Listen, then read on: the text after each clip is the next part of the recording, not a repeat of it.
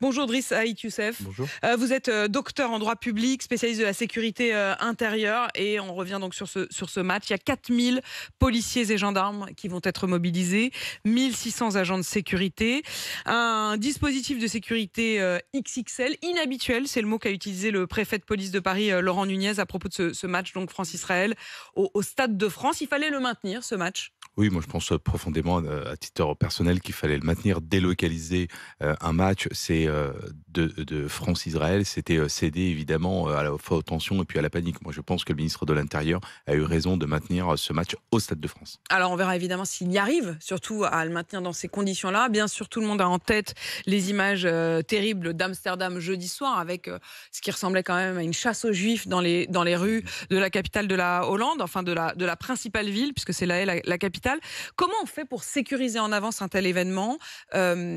Mettre des policiers, ok, mais est-ce qu'on suit un certain nombre, des groupes en particulier? Comment on fait et est-ce qu'on sait suffisamment faire? Oui, parce que c'est d'abord une spécialité française qui est d'aller chercher du renseignement, à la fois par différents services qui sont mobilisés, que ce soit la DGSI ou encore la direction du renseignement de la préfecture de police, donc de Paris, qui a son propre service de renseignement et qui va capter des informations de nature à hiérarchiser un peu le risque, qu'à quantifier le risque. Et une fois qu'effectivement on a une cartographie des risques, on a un dispositif qui s'adapte effectivement à la nature des risques. Alors pour le coup, l'expérience des Jeux Olympiques montre qu'on a su sécuriser des très grands événements malgré les craintes qui avaient pu avoir lieu avant.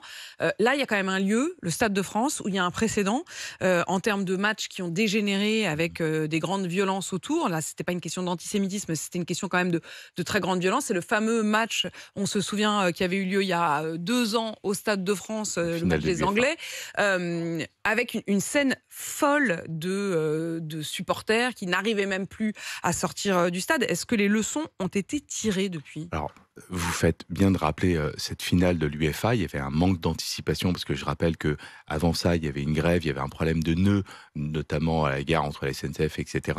Et donc, on a eu un déport massif de supporters qui a généré ce qu'on appelle un goulot d'étranglement avec un dispositif de sécurité privée inadapté. Ce qui Mais des fait qu'on scènes a eu... quasiment barbares, ça. Il y Oui, avait oui, vraiment un côté, on avait l'impression que ceux qui sortaient du stade bien sûr, étaient des bien proies sûr, oui, absolument. de groupes qui Oui. arrivaient et qui les ont littéralement, comme au Moyen-Âge, pris Bien la sûr. bourse ou la vie, Oui, quoi. bien sûr. Ce qui fait qu'on a eu effectivement un goulot d'étranglement avec une massification des supporters, y compris de ceux qui n'avaient pas de billets et ceux qui avaient de faux billets, parce que c'est ça aussi la réalité. Ce qui fait qu'on a eu un vrai problème. Je rappelle qu'on était au lendemain, on était quelques temps après la fin des confinements, et donc on a d'une certaine manière perdu cette capacité à organiser, à sécuriser de grands événements. Donc ça, c'est derrière nous. C'est derrière nous, je peux vous le Désormais, confirmer. on sait faire et les conditions sont réunies pour qu'on sache faire. Ah bah oui, à comparaison, le match entre l'Ajax d'Amsterdam et le Maccabi de Tel Aviv, c'était 800 policiers à Amsterdam.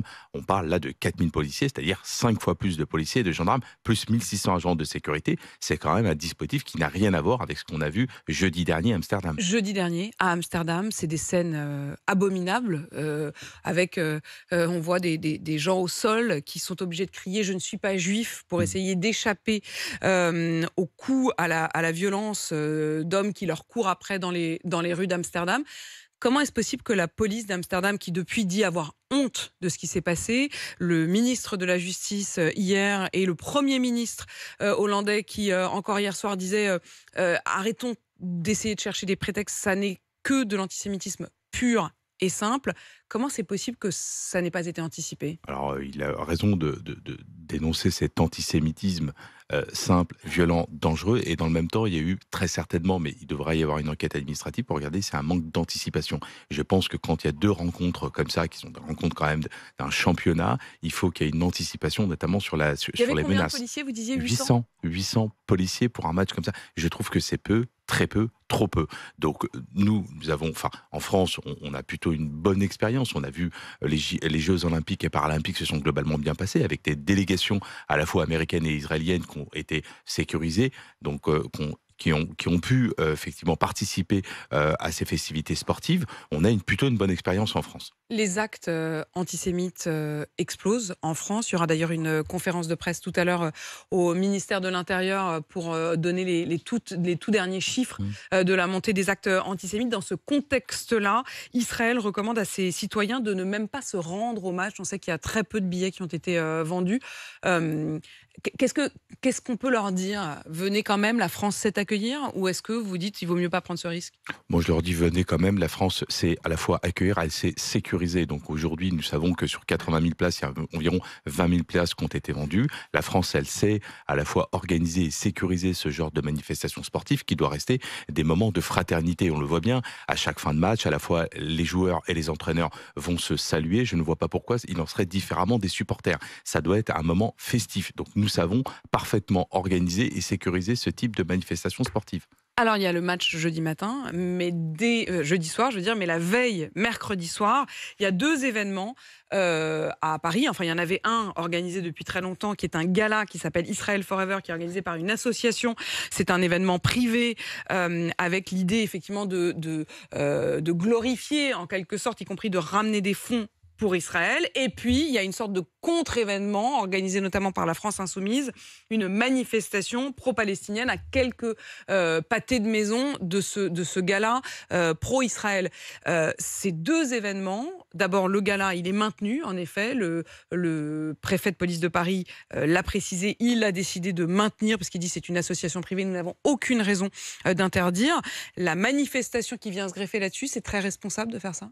Non, je crois pas. Alors, il y a un principe en France qui est la liberté et la règle, la restriction, l'exception. Et donc, parce qu'on ne peut pas prendre le principe selon lequel on va interdire parce qu'on pense qu'il pourrait y avoir des exactions. Non, s'il y a des exactions pendant la manifestation, à ce moment-là, l'autorité judiciaire se mettra en mouvement. Mais il faut laisser cette manifestation s'organiser, puisqu'en plus elle a lieu chaque année, donc c'est normal qu'elle s'organise. En revanche, organiser une manifestation en provocation à celle-là, je pense que c'est pas très responsable. Elle aurait pu être organisée à 5 km, à 10 km ou dans une autre ville. Voilà, elle est immédiatement en Voilà, réaction à ce gala. donc on voit bien que c'est une forme de provocation. C'est une forme de provocation pour rappeler d'une certaine manière à, j'ai envie de dire, des émeutes en marge de cette manifestation. Vous voulez dire que cette manifestation pro-palestinienne, ce jour-là, à la veille du match, en concomitance avec ce gala, c'est presque une appel. Enfin voilà, ils souhaitent que ça pète, quoi. Mais la manifestation, c'est toujours un moment où c'est l'expression des idées, des opinions communes. Elle doit pouvoir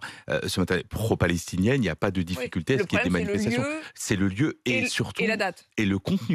Le lieu, la date, le contenu. C'est-à-dire que si vous avez une manifestation pro-palestinienne qui appelle à la paix, évidemment, c'est une bonne nouvelle et tout le monde soutient. En revanche, si vous avez une manifestation qui serait, entre guillemets, pro-palestinienne dans laquelle on appellerait à la haine des Juifs et au massacre des Juifs, je trouve que ça n'a non seulement pas de sens politiquement, mais c'est aussi dangereux, ça tombe sous le coup de la loi. Voilà, donc je pense que c'est pas forcément le lieu et le moment le plus opportun d'organiser une manifestation. Elle pourrait avoir lieu et elle a ailleurs. ce risque de basculer vers ce que vous venez de dire. Merci, en tout cas, d'être venu faire le point avec nous.